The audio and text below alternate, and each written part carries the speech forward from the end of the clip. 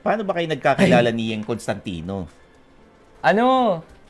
Siyempre, nag-start ako as a fan. Nung Anong year to? Pinoy Dream Academy pa yun, 2006. Ngayong Talaga? Nanonood ka nun? Nanonood ako nun. Nagmo-mall show ka? Nanonood ka mall show?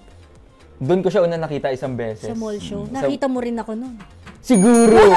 Sa SM Bikutan pa yun. Nakita mo nga ako nung kasama sila Ronnie Liang. Yun, tapos bumili sila Davey Langi. Bumili pa ako CD. Tapos sweet pa sila ni RJ. Oo, parang sila pa yung Kaya lang eh. Anyways, tapos, sige. And then? So, ayun. Naging siya talaga yung parang in-idol ko. Kasi parang nasa rock yung genre ko eh. Si Punky, rock din, diba? Si Punky. Idol ko rin yun. Si Punky. Hanggang sa nanalo siya, di ba? Siya yung nag-champion doon. Tapos hanggang sa nag-release na siya ng mga albums. Tapos parang, ayos, ang ganda ng mga kanta. Tapos, fast forward siguro to 2012. Tapos, parang yun, parang naging crush ko rin siya talaga noon. Pero hindi ka naman na-obsessed, ha? Crush lang. Oo, crush lang. Parang, tapos, ayun, sakto noon, parang, yung hairstylist niya nun, kaklase ko nung college. Tapos biglang ginawan ako ng video greeting. So, ayun, biglang pinakita sa akin, surprise. Tapos, syempre na-amaze ako kasi idol ko yun, crush ko yun. Tapos parang after nun, gumawa ko ng kanta since yun nga, musician din ako. Ginawa ko siya ng kanta. Tapos parang days after, pinost niya. Tsaka tinweet niya. Tapos, ayun, parang doon niya na ako talagang nakilala. Tapos parang, sige, months after pa nun, i-release na niya yung album niya na may Chinito, yung Metamorphosis. Okay. Biglang may kumontak na sa akin na parang, siguro coordinator niya, na parang, Ate Yeng wants you to be in her private album launch, ganun-ganon. Eh di yun, syempre, masaya ako kasi parang, puro yan, mga media, mga friends, families. Tapos in-invite ako, gusto rin akong makilala. Tapos, ayun na, nung pumunta ako doon, eh di yun, parang doon na yung formally na nag-meet. Ganon. Face-to-face na. Face-to-face. Parang siguro, doon niya na ako nakilala talaga na face-to-face. Okay, bago yung Chinito, mamaya pag-usapan natin yan. Ano yung kantang ginawa mo for her? Title nun, Jo. Jo? J.O.? J.O., oo. Ano ibig sabihin nun? Job order? Job Kasi order. yung real name niya, Josephine. So, dun ko hinango yun. Tapos, wala pa sa Spotify yun kasi sobrang 2012 pa yun, wala pang Spotify nun. Baka pwedeng, parinig ng konti. Tama. Kung naalala mo pa. Mamaya, yung first line, kasi sobrang literal talaga ng first line based on experience. Parang yung first line. Actually, tagal ko nang tinutugtog yun kasi tagal na yun eh. So, yung first line parang, naaalala hanggang ngayon, nung una kang makita, sa mall show mo sa may Bikutan. Yun, sobrang literal. Parang ka palang Taylor Swift. Parang sobrang literal nung lyrics nandun sa na-experience ko. Akala ko yung simula nung kanta, Jopa, gusto ka na. Ayun. Pero ang galing kasi kunento mo sa kanta, yung paano mo siya nakita. So, ikaw ba yung tinutukoy na Chinito dun sa kanta ni Yeng? Eto, ganito kasi yun. Kasi, sige, di ba 2000, tagal na nun 2013. Tapos, parang 2 weeks ago, parang 10 years kami hindi nagkita. Ngayon, nagkaroon rin ako ng kanya-kanyang buhay, gano'n. Tapos, kinasal na siya. marami ako. Trabaho, banda, naging busy.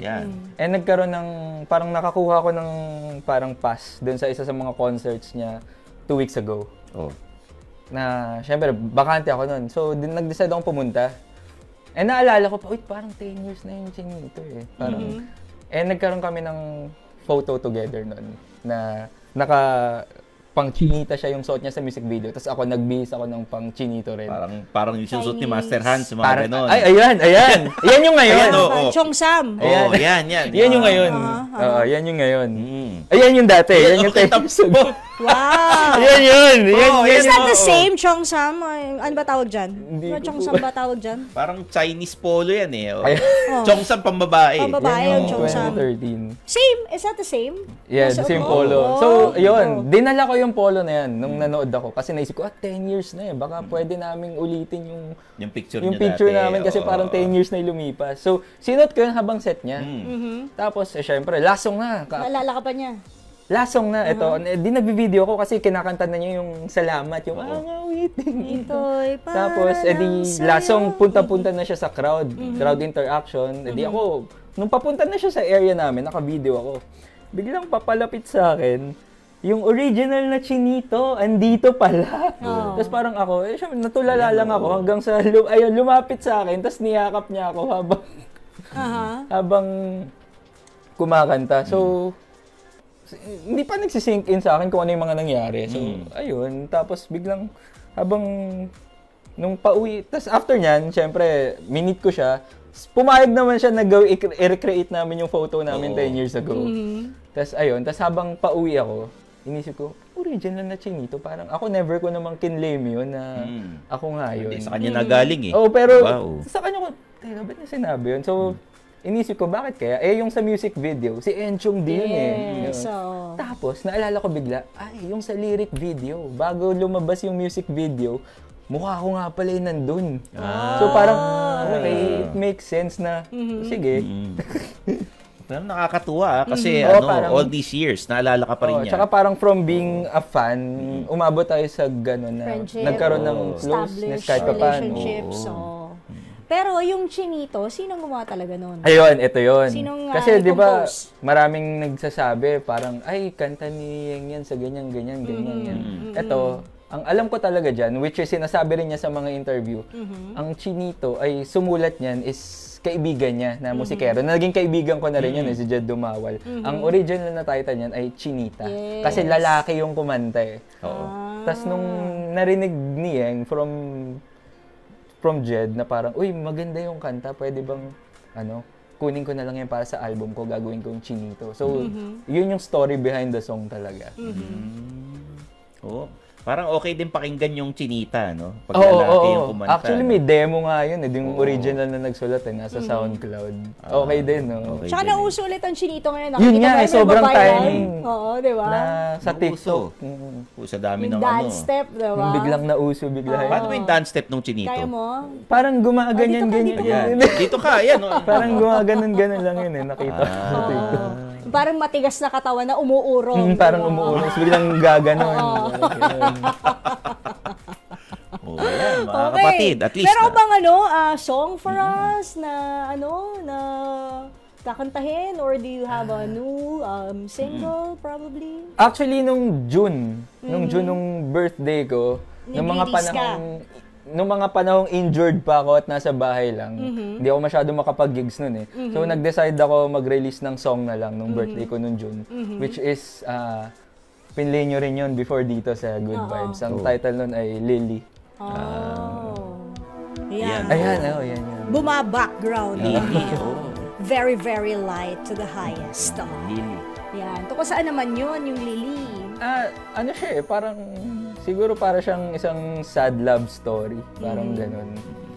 Parang isang anecdote tungkol sa lalaking umasa na may mangyayari.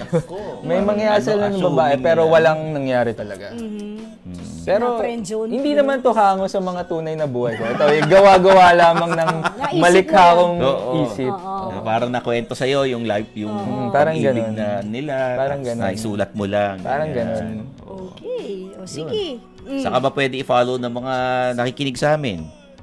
Ayun, Whale Ilagan. Pero ngayon kasi mas active ako dun sa banda ko. Itong Whale Ilagan ko na as solo, medyo naka-park muna, nakapahinga. Ngayon, focus ako dun sa isa kong banda na metal. Okay.